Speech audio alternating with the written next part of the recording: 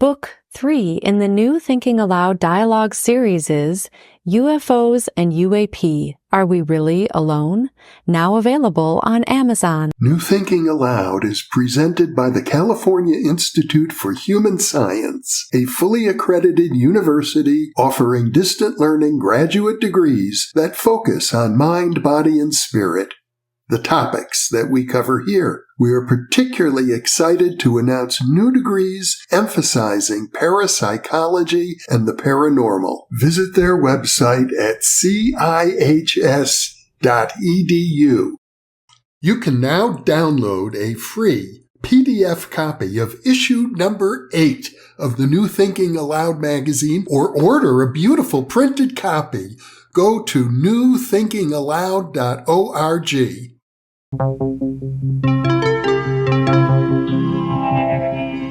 Thinking Aloud.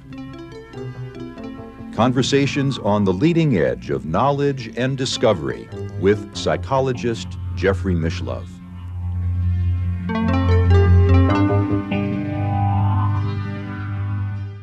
Hello and welcome. I'm Jeffrey Mishlove. Today we'll be exploring the afterlife journey of the soul among the Native American mound building cultures. My guest is P.D. Newman, also known as Danny Newman. He is author of Alchemically Stoned, The Psychedelic Secret of Freemasonry. Angels in Vermilion, The Philosopher's Stone from D to DMT. Theurgy, in Theory and Practice, The Mysteries of the Ascent to the Divine, and most recently, the book about which we'll be discussing today, Tripping the Trail of Ghosts, Psychedelics, and the Afterlife Journey in Native American Mound Cultures. Danny lives in Tupelo, Mississippi, and now I'll switch over to the internet video. Welcome, Danny. It's a pleasure to be with you once again. I'm glad to be back, Jeffrey. Good to see you. Your work has covered such a wide range from the Masons to the ancient Greek tradition of Theurgy, and now the Native American journey of the souls. It's really an amazing collection of scholarship, Danny, and I'm very happy to be with you to explore the Native American culture. I grew up in Wisconsin and am familiar with Indian mounds, but they're really nothing like the large mounds in the southern states where you live. Yeah, that's right. The ones here, they are, some of them just simply gargantuan. And I've heard about them, of course, but never having seen them, your book sort of awakened in me an appreciation for the depth of that culture. They were great builders. That's right. Very sophisticated. And, here living among them, they're all over where I live in Mississippi. It's easy to take them for granted, and when you see them from the road, it's deceptive. They don't look as large and as far as when you take the time to trek out there and climb these things, and it just dawns on you how absolutely enormous these things can be, and they're everywhere. I think I'm in Tupelo, and without traveling further than, say, 30, 40 miles, there are, I think, 8 within reach. And some of them, I gather, although they're never as tall as the Great Pyramid in Egypt or the pyramids in Central America and Mexico, many of them are actually quite a bit larger. That's right. Monk's Mound is, I believe, larger than, if not slightly larger than, the Great Pyramid. And I believe it's as large as the pyramid at Teotihuacan. I live in New Mexico where we have Chaco Canyon and the Pueblo cultures. And so we know here that Native Americans are great builders. But what I wasn't aware of is that there was a lot of commerce and exchange between the Indians in the Southwest and those in the Southeast and even into South America. It was actually a very vibrant culture. That's right. That's right. There's clear evidence of interaction, particularly at Chaco Canyon, of interaction with the Central and South Americans in the cocoa vessels that they tested and found evidence of cocoa having been imbibed. And of course, cacao trees don't grow around there. They would have had to have been imported, and that import would have happened very likely coming all the way up from South America.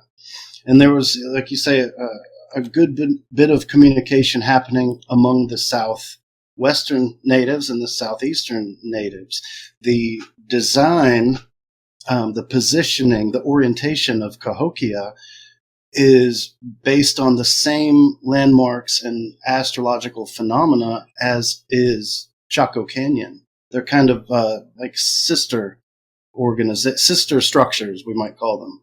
One of the things that your research revealed to me is that in addition to building these amazing structures, there are also all sorts of artifacts that imply not just pottery, but also metalworking and many other sophisticated skills. Copper, mainly. Copper is a very malleable metal, and they would make these repoussé plates. They would hammer these plates into incredibly intricate designs that rival even the most talented metallurgists and sculptors today. And the copper kind of took on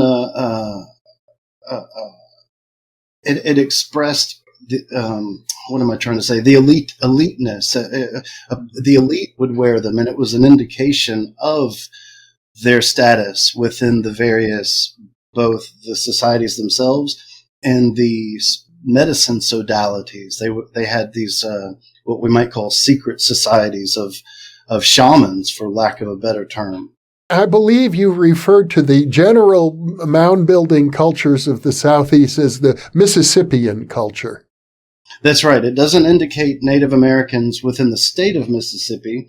It's in reference to the Mississippi River and the tribes that inhabited, especially the lower Mississippi Valley, but the majority of the Southeast. And when I say the Southeast, I don't mean just of the United States. I mean of the entire North American continent. So we might consider some of the areas occupied by the Mississippians as being pretty far north in terms of the United States, but we're talking about the entire continent. I seem to recall that there were some remarkable mounds in Ohio, for example. Yeah. The mounds there were left by the preceding Hopewell culture. And the Mississippians, they are known for having built their own mounds, but they also embellished mounds that were already left behind by the Hopewells, the preceding Hopewell, Adena cultures. So they were almost they were custodians of something that they had inherited, and they continued the practice and added some new aspects, some new factors. For example, the what I call the sidecar mounds, where they would construct a smaller circular mound, sometimes on top of or next to these pre-existing mounds. And it's suspected that those likely existed to house sweat lodges. Well, where I grew up in Wisconsin, they were always referred to as burial mounds. And the idea is that probably some chieftain was actually buried, laid to rest inside of those mounds. And I had a friend in Minnesota who had a piece of property out in the country, and it had a mound on it. And he reported to me that local natives would occasionally come to him and say they wish to perform a ritual at that location in honor of their ancestors. And he permitted them to do that. So I gather that the contemporary native cultures feel a real attachment to these locations. Absolutely, yeah, and in many cases they are burial mounds. Whether or not the individuals buried in them are chiefs is not always ascertainable. In some cases, I think that is accepted in terms of the analysis of the remains found within them, but in many cases. In many cases, you'll find interesting positioning of the remains of multiple individuals. For instance, it's common to see a single skeleton surrounded by other skeletons with their feet facing outwards, like spokes on a wheel, sort of. And in some cases, the skeletons are positioned so as to be seated upright and in a half circle position, and I'm sure you're familiar with Gregory Little's research into this. He wrote a book called The Path of Souls, but he looks at the prevalence of what we might call giants within these structures. There were actually the remains of individuals that could have been anywhere between 7 and 9 feet tall. And interestingly, the original studies, the original research papers produced by the individuals who discovered these skeletons and named their heights have been kind of slowly taken out of the literature. So if you get reprinted editions of these same studies, it's just not mentioned. The height is left unmentioned, and I think it's fueled a lot of conspiracy theorists in terms of what purpose they served and what type of person they may have been. But at the same time, I think it also serves to, on the part of the ones publishing these texts, they're trying to quiet those kinds of questions. They don't want to address a problem like a skeleton that might have belonged to a giant. But the fact is that in a number of these structures, there are individuals, the remains of individuals that are incredibly tall, which suggests that persons of this stature might have been particularly revered. They could have been kind of chosen as chiefs in some cases, or just chosen as individuals that were revered simply for their height. And I find that fascinating. You know, we see things like that in a number of cultures. For instance, in Prague with Emperor Rudolf, he is said to have collected dwarves and giants. So we see this kind of fascination with the extremes of what's possible within human genetics. One of the points you make is that in general, these mounds represent what you've referred to as the path or the journey of souls in the afterlife. How do you arrive at that understanding? Well, so the path of souls is a model of an afterlife journey. But the wisdom, the knowledge of the landmarks of that journey and how to access that path was secret wisdom. And it was communicated to elite individuals within certain medicine modalities, and communicated ritualistically. So while the terrain is considered by them to be real metaphysical, if you want, terrain, to communicate that terrain to them and to instill them with that knowledge, they had a complex structure, a ritual degree structure, we might call it, where they communicated those landmarks to them sequentially. And they did that, like I said, in a ritual fashion, and would utilize the terrain they were on, the physical terrain, to represent that. Now, that's not true in every case, but in many cases it is. A good example is what's called Bear's Journey.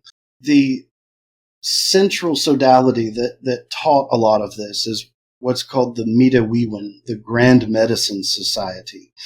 And the spirit, what they call a Manitou, that brought them this knowledge was a spirit known as Bear, Makwa.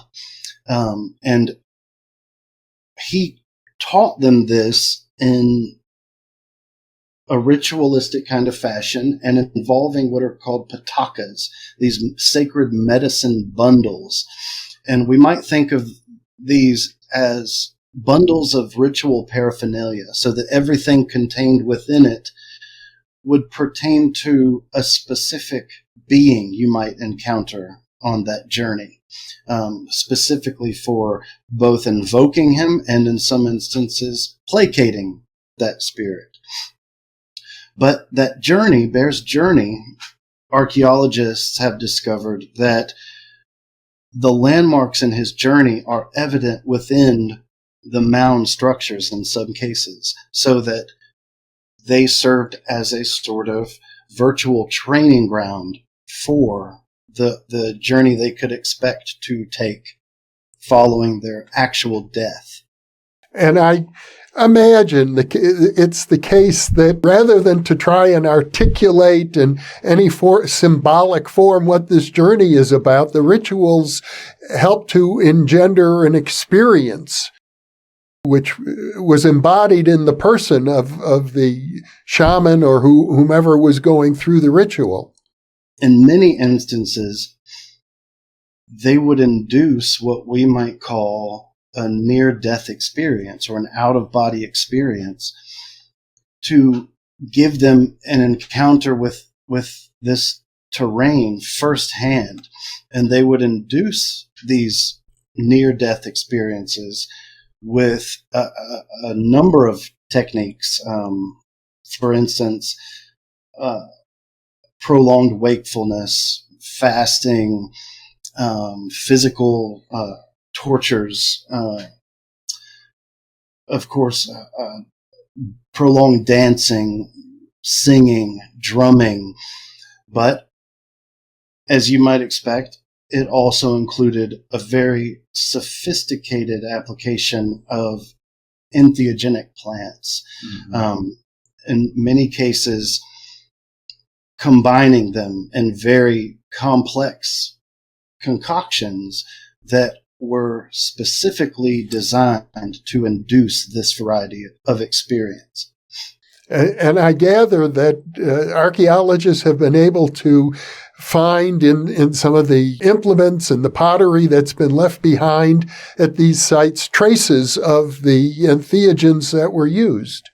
That's right. So in some cases, we see the evidence of the plants themselves whenever we read about the analyses of the botanical assemblages that they'll recover from the site. So it might be seeds or it might be plant matter itself, but there's very clear evidence of the plants themselves within the mound vicinity.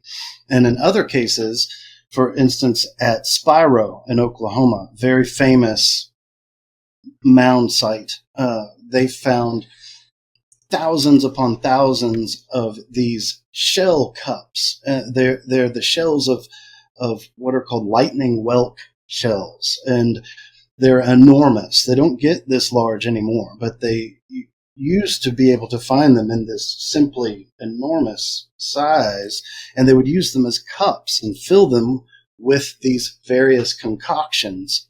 And on the cups, we'll often see elaborate carvings of the beings that one expected to encounter in this journey. And the cups also served as a badge of attainment, so that the being, the entity depicted on your vessel was an indication to other members of the sodality what level you were at in that degree structure, how far in the instruction you had gotten in terms of the Path of Soul's journey. But at Spiro, archaeologists got the idea to test the residues of these cups and found that very high percentage, 80 or 90 or higher percent of them contained evidence of datura use. And datura is a very potent psychedelic substance. It's been used for ages and ages. Its use now is less common, especially with access to what we might call safer drugs. But back then, it was a very trusted means of inducing this variety of experience. Well, I would imagine that there might be naturally different combinations of entheogens used at different locations depending on what was convenient or local to that site. That's right. And again, it's not always limited to what grows in your area because of that sophisticated trade that they had developed.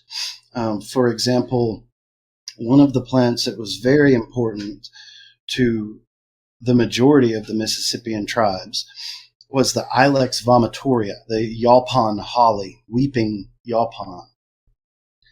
And it grows in North Mississippi, some parts of Georgia, and very few parts of Florida, and that's about it. But it was very necessary and very prevalent in the rituals at Cahokia, all the way up in Illinois. So we know that it wasn't limited to what you had access to in every case, but that certainly is the case when we start comparing the southeastern natives to the southwestern natives. For instance, we won't find evidence of something like peyote use in the southeast, but we do find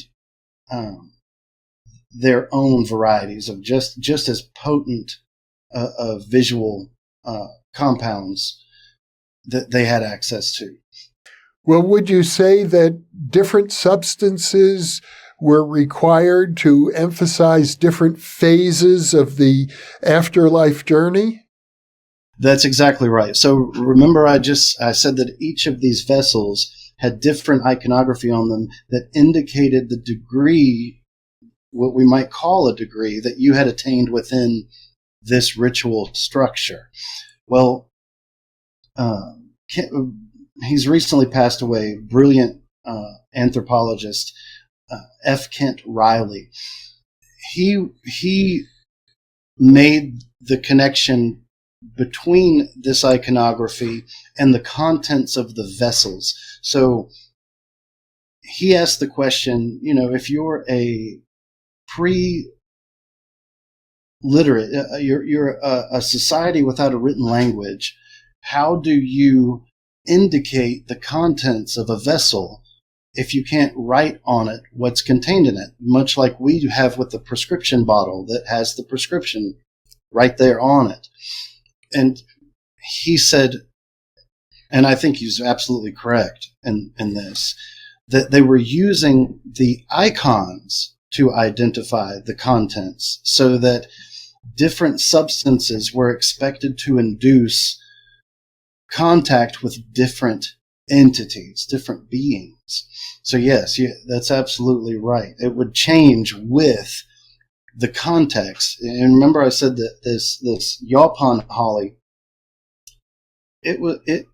when they just drank it alone, it was called casina, known as black drink, because they would boil it down to such concentrations that it was like a black syrup. Now, this plant is the only known plant to contain caffeine that's native to North America. So it was believed that they were using this simply for its caffeine content. And in common instances, they probably were.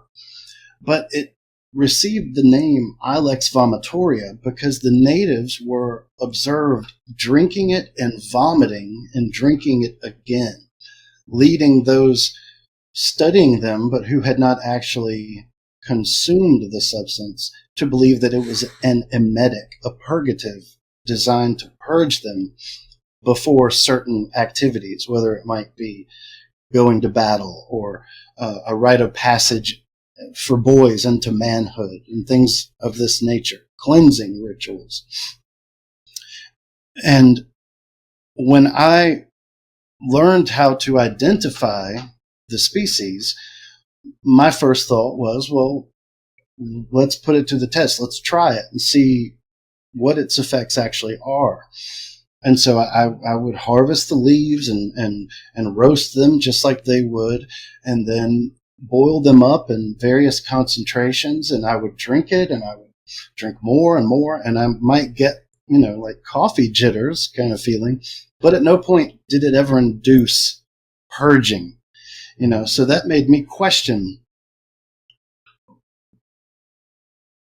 was there something else they were adding to it that might cause such a purgative action? And it wasn't until I got my hands on Sean Rafferty's book on Native American intoxicants, where he talks about how, depending on the context in which the substance was drank, different additives would be combined with that black drink base that in some instances would induce vomiting. And this is what led me down the trail that resulted in what I call the Missihuasca hypothesis. Because even though ayahuasca, which for those who don't know, is a very, very strong hallucinogenic tea brewed in some parts of South America. And so even though the use of this substance wasn't known to North America, the fact that they were purging piqued my interest in this regard, because ayahuasca is known for such a purgative effect. And a lot of the iconography that we see in South America, that's clearly a result of the visions induced by the use of these substances. We see analogs to that in the North American iconography. So,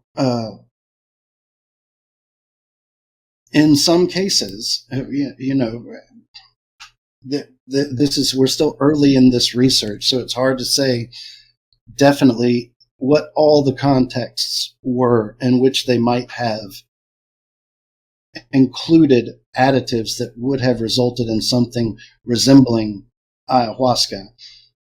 But it's very strong evidence that they were and had their own version of this, previously thought solely South American entheogen.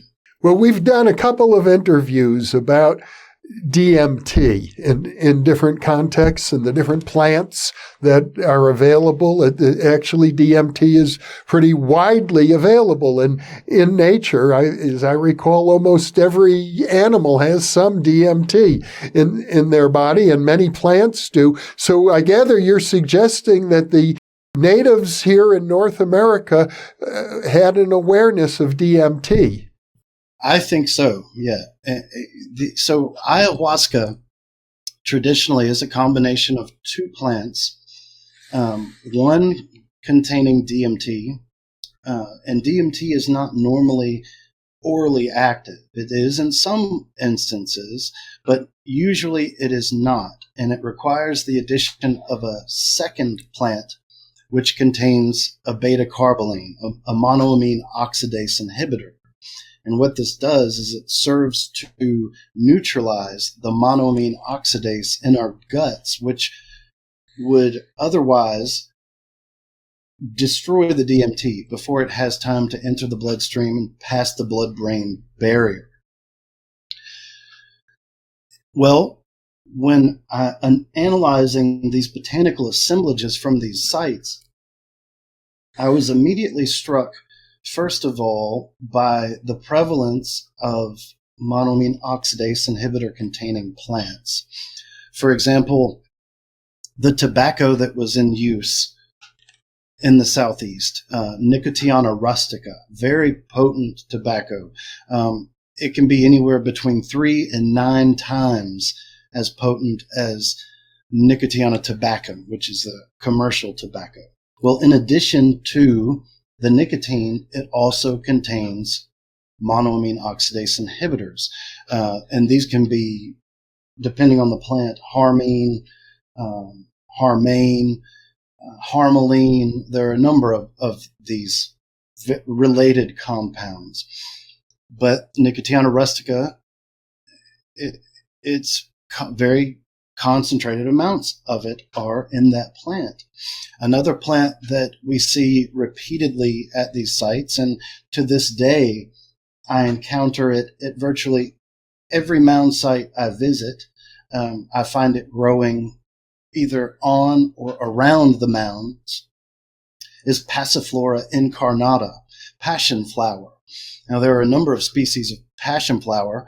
Only a couple of them contain monoamine oxidase inhibitors, but the ones that grow here in the Southeast, Passiflora incarnata, do, and they contain fairly concentrated amounts. In fact, back when I was doing my research into ayahuasca and DMT early on in this research, that's what we had used in order to induce an ayahuasca analog, to create an ayahuasca analog.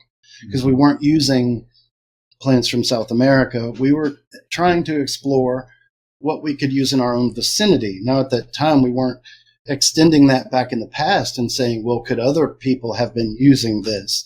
But we were interested in what was possible within our backyard, Mm-hmm.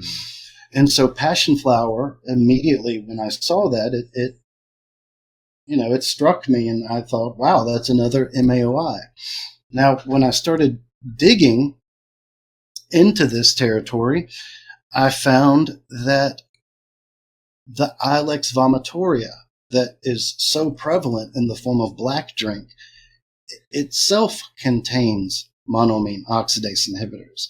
And now, granted, it's a smaller amount than in these other plants, but considering the concentrations at which they were boiling this stuff down, that can add up real quick in terms of alkaloid content. So, that's really what made me say, wait a minute, there is something here that would act as a purgative were these plants that are found in the mound's vicinities, were they added to the black drink, could have resulted in something that very definitely would have acted as a purgative at the right doses. So the next question was, is it possible that DMT was somehow involved? Because we know that their knowledge of entheogenic plants was very sophisticated, and they had access to a number of them, right down to magic mushrooms, so-called. They had access to knowledge of, and in some cases utilized, psychedelic mushrooms, both psilocybin mushrooms and fly agaric, Amanita species. So it's not outrageous to ask, could DMT have been involved? Well, again, going back to my earlier research involving the passion flower and the testing on ourselves of these compounds, the source of DMT we were using was from the honey locust tree. which is botanically, it's called Gleditsia triacanthos, and was previously classified as Acacia americana. Mm-hmm. And having already spent a lot of hours researching acacia, I knew that acacia in many cases contains DMT. And in fact, there is one source, and only one to my knowledge, that recognizes the fact that Gleditsia triacanthos does contain DMT in its roots. So we had tried that ourselves with the passion flower and gotten very positive, visionary results from it. But this, investigating the Mississippians in the Southeast, this was the first time I had pointed that question into the past and said, now, wait a minute, is it possible that they could have been mixing these substances? But come to find out, this same tree, this honey locust tree, is very sacred to a number of tribes here, especially the Cherokee, where it shows up in a number of their myths. And even in their day-to-day activities, it's what they would use to make these sticks for their ball game. For instance, they would choose the wood from a honey locust tree that had been struck by lightning. It was important that it was struck by lightning because lightning, thunder and lightning, are deified among them. And this tree is specifically associated with this lightning spirit, lightning deity, we might call it. We find it in the botanical assemblages, just like the passion flower. But even beyond that archaeological data, we find it in the iconography. There is a series of what are called gorgets or gorgets. They're medallions that are carved from shell, often from the same whelk shell that those cups were made from. And they would carve these intricate designs on them that could be worn around the neck or sometimes in the headdress. But they were worn on the individual and carried iconography much like the cup did that communicated their status within the sodality and within the society itself. And some of these are known as spaghetti-style gorgets because they contain all of these curly lines, these serpentine-like coils all throughout the image behind the central image. And archaeologists were kind of stumped as to what this could be. What is this depicted on these? And the best they could come up with was it resembles spaghetti, so we'll call it a spaghetti-style gorget. Well, Kent Riley, whom I mentioned earlier, he had already came to the conclusion that the image on these, which shows an individual, sometimes two individuals, within a circle and surrounded by these spaghetti-looking coils, that this was a picture of one of the hero twins boiling in a pot. That's as far as they had gotten in terms of identifying it, what it depicted. But when I saw that, it again piqued my interest, and I started digging through the literature and found within the ethnological reports of James Mooney, who was also important in the Southwest. He was one of the first to document the peyote ceremonies, and he was allowed to participate in them and observe them. And he did a lot to fight for their right to have access to peyote and to conduct these ceremonies. But he was also very important among Southeastern natives. And in his reports to the Bureau of Ethnology, he included a number of myths that were communicated to him by the natives, by the Cherokee in this case. One of those myths is known as the gambler myth. And it's a story about these two hero twins, the famous hero twins that are they're held in common all throughout the Americas, all the way down to South America and up into Canada. We find myths about these two individuals. They've been called the central myth of the Americas. Well, in this story, one of them wants to prove to the deity that he is his son, that he's his estranged son. And to prove this, he's put through a series of tests which very likely served an ideological function. They would have acted as what's called a charter for actual ritual activities that were probably young men were likely put through in rites of passage. But in the story, he's given a series of tests. And the first of these tests is he's asked to sit down on this surface, and unbeknownst to him, below the cloth of this surface are honey locust thorns. And now honey locust thorns are very formidable, sharp, long. They can get roughly a foot long, and they are incredibly sharp, and they surround these trees. Well, in the myth, the deity had taken these thorns and covered them over with a cloth and had him sit down on them. And they didn't harm him.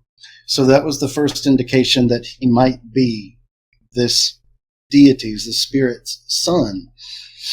Well, the next test, in the myth, he's asked to compete in the Cherokee ball game with other of his sons and to see if he can beat them and how proficient he is. And the wife of the spirit pulls him aside, and she says, to keep from being defeated by the others, because you're clearly outnumbered, direct lightning at his honey locust tree. And if you do that, he will stop the game in fear of losing the tree. So that's the second trial, also involving honey locust. Now, the third trial that comes about, there's a big pot full of boiling water, and he's told to climb into this pot and see if he can not be harmed. Well, also in the pot are the roots of the honey locust boiling in this pot. So immediately I thought of the gorget, the spaghetti style gorget, with the individual in the pot surrounded by these curling structures, which now it was clear were very probably the roots of the honey locust. Now it's the roots of the tree that contain the DMT. So we have here in the archaeological remains and in the ethnological data indications that it's not just the tree that's sacred, but the roots are also, and were even in some contexts boiled in a pot. Now, to carry it even further, Mooney talks about how when the lightning strikes the trees and they make the sticks for the chunky ball game, that the ones playing the game will then take the roots of the tree and chew them and then spit it out and rub it on their bodies. And this I found fascinating because there's evidence in the literature that DMT can be transdermally absorbed. For instance, we have a case where Terence McKenna, when he's in La Chorrera looking for ukuhe, where he encounters this story about shamans who go to battle with one another and will smear DMT concentrates on the handles of the ladders that they would use to climb up on top of their huts where they would do certain ceremonies. And so they'd climb up, it'd soak into their hands, and once it kicked in, they would be delirious and fall from the roof and it would kill them. That this was considered a very effective form of what we might call witchcraft, So there's evidence in the literature that it's absorbable transdermally, which would explain why the spitting and the rubbing. So a number of different instances that indicate a knowledge of and a use of the compounds present within the honey locust. Mm. So, and just as Rafferty said, that depending on the context, that the black drink was drunk, the contents, the additives that they would put within it would change. Well, if one of those additives was ever those roots, and the Ilex vomitoria itself was concentrated enough, then we have right there DMT and MAOIs present. And of course, if passion flower or tobacco happen to be included as well, all the more so is the potential that an ayahuasca analog was known to and being used by natives in the Southeast, which I found simply staggering. There's the implications are in a way overwhelming. It's a hypothesis that you've generated, and I gather you don't regard it as conclusive yet, but we're in the early stages of gathering evidence, and it looks quite promising. That's right. It is a hypothesis. We haven't had any natives come forward and say that their ancestors were doing this or that they are doing this. It's just a hypothesis. But it is a hypothesis that I was invited to present to the Society for American Archeologists at their conference in New Orleans about a year ago. And it was very well received. I was humbled by the reception of the paper, because I was apprehensive. I'm no PhD in archaeology or anthropology, and so I was apprehensive, even though honored to be invited. Yeah. But it was very well received, and in fact is going to appear in a forthcoming anthology on the transactions of that conference. But one more thing I'll add also is the honey locust has a definite rate of dispersal in terms of how regularly and how far it's able to reproduce itself. And this is because it has no there are no animals that are feeding on it. The animals that were feeding on it are extinct and became extinct with the Ice Age. Mm. There's nothing in North America that still feeds on these trees and their produce. So they have a very limited rate of dispersal. Well, a paper came out a few years back where a botanist was saying that as he visited sacred sites to the Cherokee, he was struck by the fact that anywhere he stood on the site, he could throw a rock and would be able to hit a honey locust tree. And he said that far exceeds their ordinary rate of dispersal, and implies that at some point in the past, the Cherokee were intentionally cultivating these trees in very large numbers. Mm-hmm. But he concluded that, he didn't really know why they would want to. And I think this is a good indication as to potentially why they would be cultivated in those amounts.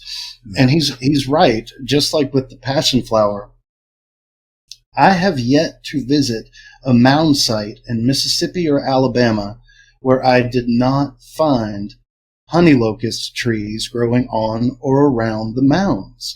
This is particularly true at a mound site called Ingomar Mound here in Mississippi, in North Mississippi. that is completely surrounded by them, like a fortress almost.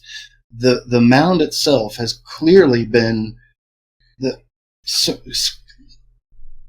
cultivated about with the honey locust.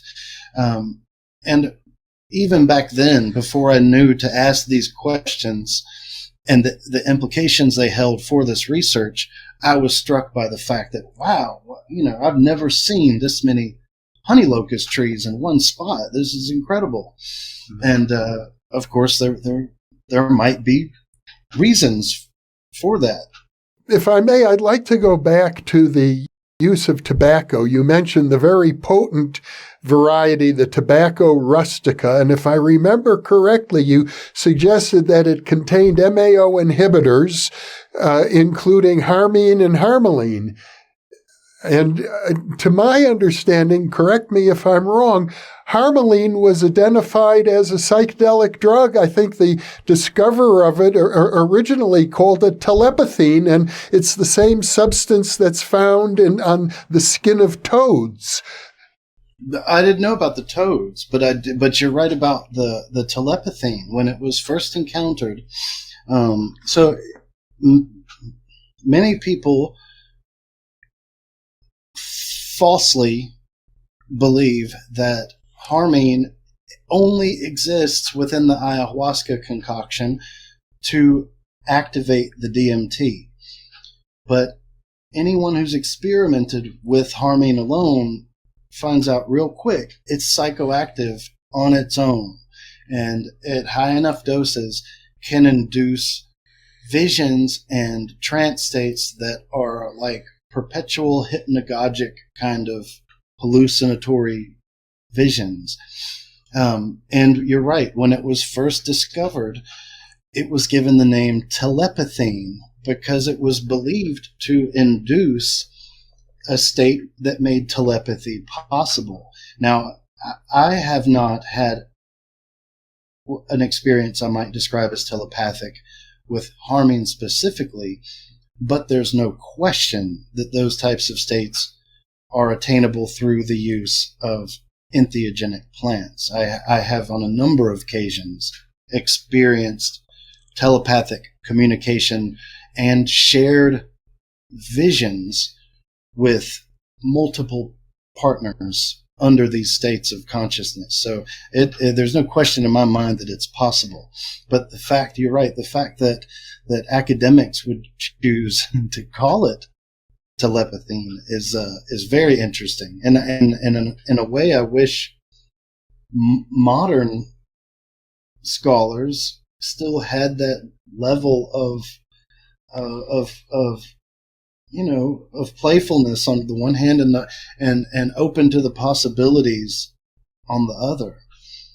Well, I am under the impression then that to the extent that the Native Americans who clearly revered the use of tobacco were using the tobacco rustica, that it in itself may have been an entheogenic drug. Absolutely. And the most common way it's imbibed is through smoking. But in South America, for instance, it's very common to see it made into a sort of tea and snorted, and sufflated up the nose. And there are instances of topical applications. There are instances of orally consumed tobacco. And if you look into the writings of two of my absolute favorite scholars in this domain, Christine and Todd Van Poel, they have on a number of occasions addressed the visionary potential of tobacco and how once you approach a certain dose of it, you get enough, Nicotiana rustica can completely wipe out the color system in one's perception so that you have the very tangible effect of entering a ghost world where everything is kind of a grayish, staticky insubstantial realm of spirit beings. And if you continue to increase the dose, it can induce what to anyone observing it looks like death. Breathing, heart rate, all of it can become so low that it's indetectable, which is effectively killing the shaman. And this notion of dying and coming back to life is central to what the shamans are trying to achieve. And tobacco, in a very observable way, does this at the right doses. But interestingly, once that stage is reached, death, real physical death, is very possible and very close. They have to be brought out of this. And the way to be brought out of it is another shaman blows them more tobacco, and the tobacco will start them back up, and they'll come back to themselves. And, it reminds me of that Paracelsus, where he talks about, the poison is the cure, and all what determines it is the dosage. But in South America, for instance, the father of this research, Richard Evans Schultes, he encounters shamans smoking cigars of Nicotiana rustica that are sometimes 3 feet long, and they're smoking the whole thing. Now, I don't know if you've ever had the opportunity to try Nicotiana rustica, but just a small pipe worth, to give you an idea. I had never experimented with tobacco, largely because of my breathing. I'm a lifelong asthmatic, so I've always avoided smoke, and I just never had any attraction to cigarettes. I had never experimented with tobacco. Well, when I started down this avenue of researching the use of tobacco among Native Americans, I wanted to do it justice. I didn't want to just, repeat literature from someone else's research. While I'll use that to back up my findings, I wanted to have some idea of what made them so attracted to and to invest so much into tobacco. So I got my hands on some Nicotiana rustica seeds, and I cultivated some. I grew some. I learned how to cure it. And it came time for me to smoke it. And I got a nice pipe, and I packed it up, and I started smoking it. And I think, I might have gotten a third of the way through the pipe before I was covered in sweat and very disoriented. And the next thing I knew, everything was black, and I was seeing bolts of lightning pass in front of me. And I had a vision of horses, bloody horses, that came running past me and towards me. And at this point, I was jolted awake, didn't realize I had passed out, but I had passed out and had a very profoundly visionary experience from this substance. Came to, and I thought, my God, I had no idea, and of course, we're talking about something that can be as much as 9 times as potent as commercial tobacco. So such an experience might not even be possible with Nicotiana tobacco. Yeah. But with rustica, it absolutely is. And, it goes with the territory. But on top of the visionary experience, I was incredibly sick and sick for hours after that. So it's very, very potent and absolutely has ample potential to do what the literature says it can do. Mm-hmm. Danny, do we have any knowledge about the details of the journey of the soul? I gather we may not, because it's fundamentally an experience one goes through in a ritual context. But I wonder if you have any means to compare it, say, to other journeys, such as the ancient Greek or in Egypt or even in the Masonic tradition. That's a great question. And it actually... this is how I began researching this, was because of its similarity to other models, particularly the Greek model. Back when you and I first met in Yorkshire, I was talking with, you remember Brian Murarescu? Yes, of course. Present. And yeah. He has a little bit of a background in the classics. So I was telling him about the book I had just completed, which was my previous work on Theurgy.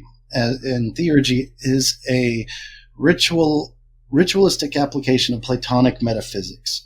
Mm-hmm. And in it is surmised that there are two portals, two gateways in certain constellations that the soul can go through to give it access to the Milky Way. And we see something similar in Egypt, for example, in the pyramid text, in the Pyramid of Unas, where he is to approach the constellation of Orion, and as Osiris standing there in the Orion constellation, as it descends past the horizon, he goes down, and through this descent is able to access the Milky Way. Well, I'm telling this to Brian, and nearby are Dennis McKenna and Graham talking amongst themselves. But one of them overheard our discussion, and Graham says, "You're talking about the path of souls." And I said, "No, I'm talking about theurgy. This is research I've just completed." And he says, "Well, everything you've just said that I overheard is applicable to what's known as the path of souls, which is a Native American afterlife journey." And I was immediately interested, because there's no known communication among North America and Greece. So the first thing I did was ordered a book on the Path of Souls, which turned out to be by a man who is now a good friend of mine, Gregory Little, who lives in Memphis, not far from me. And when I got home from Yorkshire, the book was waiting on me. And I devoured it. I was so fascinated by this. It opened up a whole new world for me, in the fact that it was happening around me, that I was here in this land where this was taking place, just fueled it even more so. But the similarities are that what we know of the Path of Souls, and we know of it from a number of different tribes, interviews with them. We find it repeated in the iconography. But the first step is to approach a portal in the sky, which exists in the constellation that we recognize as Orion. Now, that's a Greek convention, so naturally the Native Americans, even though they recognized and revered the same cluster of stars, it wasn't Orion for them. They saw it as the Chief's Hand constellation. And this hand in the palm is where the portal is. And this is the source for the very prevalent icon seen throughout the Mississippian territories of the hand with what looks like an eye in the palm. Once the soul launches itself in the form of an arrow through this portal, which is only accessible in and around the winter solstice, because that's the only time Orion is visible in the naked sky in our hemisphere. So The timing has to be just right, and the soul launches itself into this portal, and that gives it access to the Milky Way. And the Milky Way is the path of souls proper. That's their name for the Milky Way. So now, and if you want to envision it, you can think about the Milky Way as circling a geocentric picture of the cosmos. Milky Way encircling the Earth this way, and the ecliptic through which the sun and the planets ascend in the east and set in the west, going this way. So at 2 points, there are intersections, and those intersections are where these portals are located. The same exact thing is true in the theurgic literature that we read about it in Porphyry, we read about it in Proclus, very prevalent. So once in the Native American model, the soul is able to get on the Milky Way, then he has to traverse this path. There are a number of landmarks and obstacles and tests, trials that he has to encounter and successfully overcome to finally make it through another portal that is not visible to us, but is from the perspective of being on the Milky Way in this model, where he can then enter the realm where all of the other souls who have successfully completed this journey are waiting, where they reside. So one of the obstacles that the soul would encounter on the path of souls is the great serpent. And a lot of people, the great serpent, he is a winged serpent. So a lot of people confuse him with Quetzalcoatl, but they're very different. Quetzalcoatl is said to represent the planet Venus, whereas the winged serpent for the Native American tradition, instead, it represents the constellation we recognize as Scorpio. And in fact, if you compare the Scorpio constellation as outlined the way that the natives did and compare it to the Serpent Mound in Ohio, which you mentioned earlier, you'll see that they're virtually identical. It's the same thing. So you asked a moment ago, are there reflections in the mound sites themselves of this afterlife journey? Well, that great Serpent Mound in Ohio is a great example that, yes, they are. The soul, if it's able to get past the great serpent, another obstacle it counters is known as the raptor on the path. And the raptor on the path is really the final obstacle. If you can make it past the raptor, you're pretty much safe, and you can make it all the way to your afterlife destination. But the raptor is identified with the constellation we recognized as Cygnus at the top of the sky, right? And Cygnus in the Greek perception is a swan, but for the natives of the Southeast, it's this vulture, or in some cases a falcon or a hawk.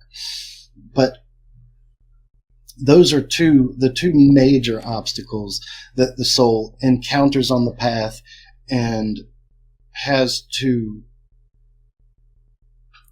overcome, placate. It changes with the tradition. In some cases, they must be defeated. In other cases, they must be placated. But the point is to get past them and complete the journey. Danny Newman, this has been an enlightening and informative conversation. I know we're just scratching the surface of the wealth of scholarship that you have done, but I'm pretty sure that our conversation will give our viewers and our listeners a good taste of your book, and I hope it whets their appetite to buy your book, Tripping the Trail of Ghosts. It's a very exciting, provocative, and very well-researched book, like all of your books. So I highly recommend all of them to our viewers, and I want to thank you once again for being with me today. Thank you, Jeffrey. Such a pleasure. It's been a pleasure for me too. And for those of you watching or listening, thank you for being with us, because you are the reason that we are here.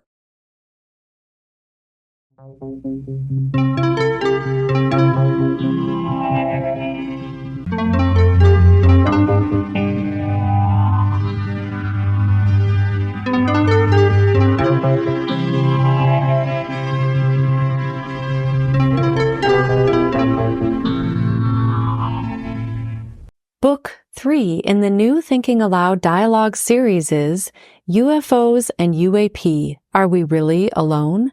Now available on Amazon. New Thinking Aloud is presented by the California Institute for Human Science, a fully accredited university offering distant learning graduate degrees that focus on mind, body, and spirit.